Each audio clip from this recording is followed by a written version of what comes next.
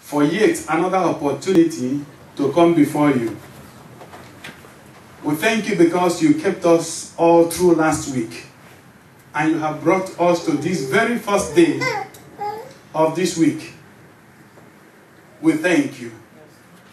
We thank you because of your faithfulness, your love, your mercy, your compassion over us. Father, even at this moment that we are about to go into your word, it is written that where your word is made clear, it brings understanding. And so, Father, let your word be clear today. And let every ear that hears the word allow it to sink into their hearts. And may they produce with the word.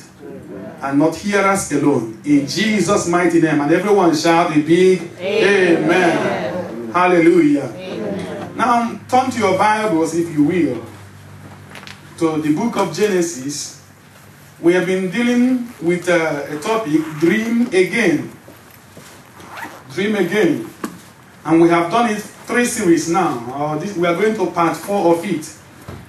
And we had our text from Genesis 37, where Joseph dreamt a dream, and the Bible says his brothers hated him, but he did not say because he was hated that he should stop dreaming.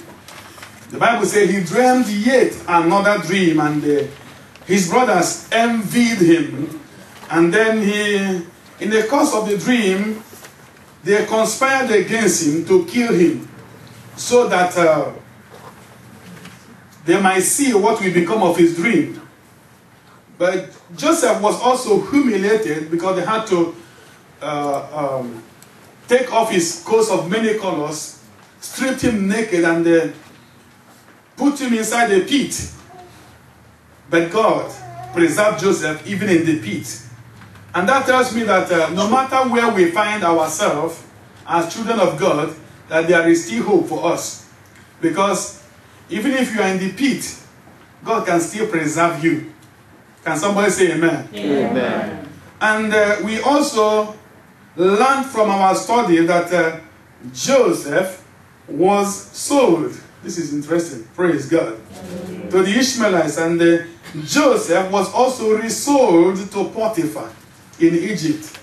And Joseph was thrown into prison for refusing to do that which was evil in the sight of God, and to offend his master, to sin against his master. Joseph was thrown into prison. Praise the living Jesus. Hallelujah. No matter what you are going through, I guarantee you that God will bring you out of it. Amen. I said it last Sunday, I know it bears reputation. No matter what you are going through as a child of God, there is hope for you. Amen. As long as it's a going through, you are just on transit. Amen. That is not your destination. Amen. And because it's not your destination, you will not end there. Amen. The purpose of this series is not for you to just be a dreamer.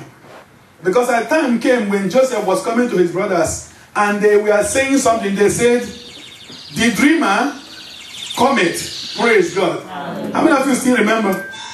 He said, the dreamer cometh.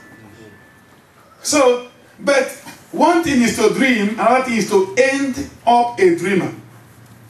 So the purpose is not for you to end up a dreamer, but for you to be an achiever of your dream. And not just dreaming, but your good dream. But because there are some dreams that are not good dreams. But for every good dream that God has given unto you, you will live to achieve it. Amen. I remember a man of God who preached our headquarters church. He said that the greatness of a man, I have said this before, I bears reputation. The greatness of a man is determined by the cause he lives for, and his willingness to pay the price to achieve it. If there is a cause you live for, you must understand there is a price to pay to achieve the cause that you are living for, the purpose you are living for. If there is a purpose, if there is a vision, if there is an aspiration, if there is a dream in your life, get ready, because somebody will fight your dream. Amen. You didn't hear what I said? Be ready to fight, because somebody will fight your dream. Yeah, yes, it's good.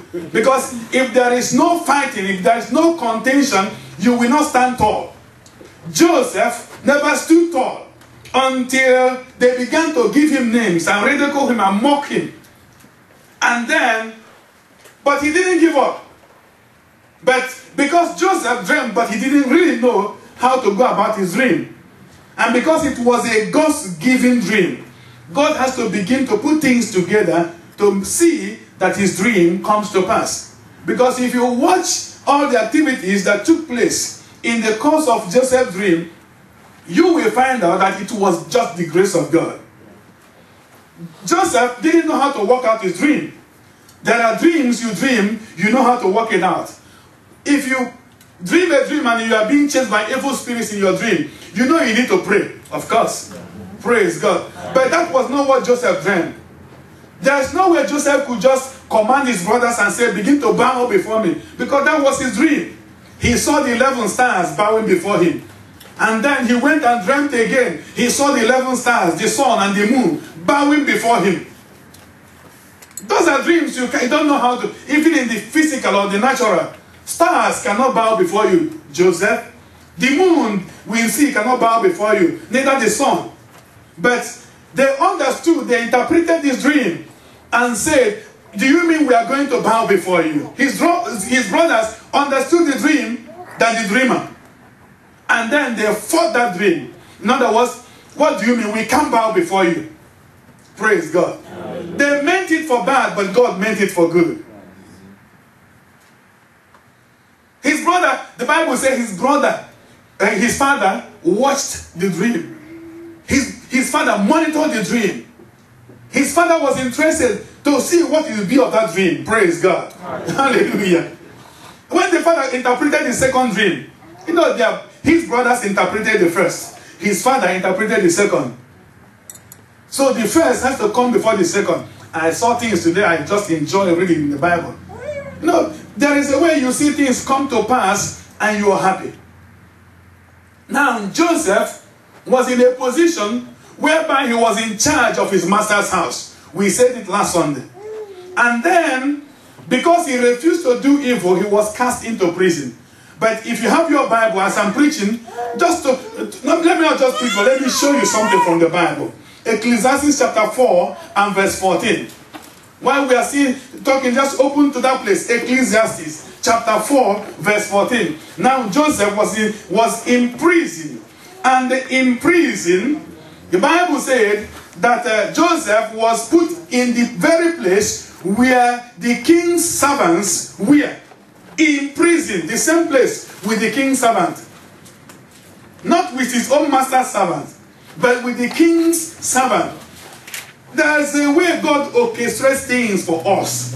Praise God. So when you are going through the valley of life, we are going through afflictions of life, just be calm and know that the Lord who has allowed you to go through it will bring you out of it. Amen.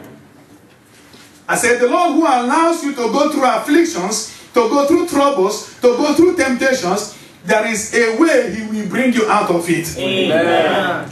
Jesus healed somebody, a sick person, and they were asking, who did sin? Is it this man that sinned or his parents that sinned? Jesus said, no, this man did not sin, neither his parents, but that the glory of God shall be shown. So there are things that happen to us in life so that the glory of God shall be seen. The power of God shall be manifest. Hallelujah. Amen. If you are in Ecclesiastes chapter 4 and verse 14, I want us to read it loud, please. Are you there? Yeah. If you're there, can you say amen? Amen? I want you to read it loud and clear. 1, 2, read. Okay, hold on. Let's read 13 and 14. Shall we read? 1, 2, read. Better is a poor and a wise child than an old and foolish king. Who no longer knows how to take warning. For out of prison he cometh to reign. Whereas also he that is born in his kingdom becometh poor. For out of prison, glory.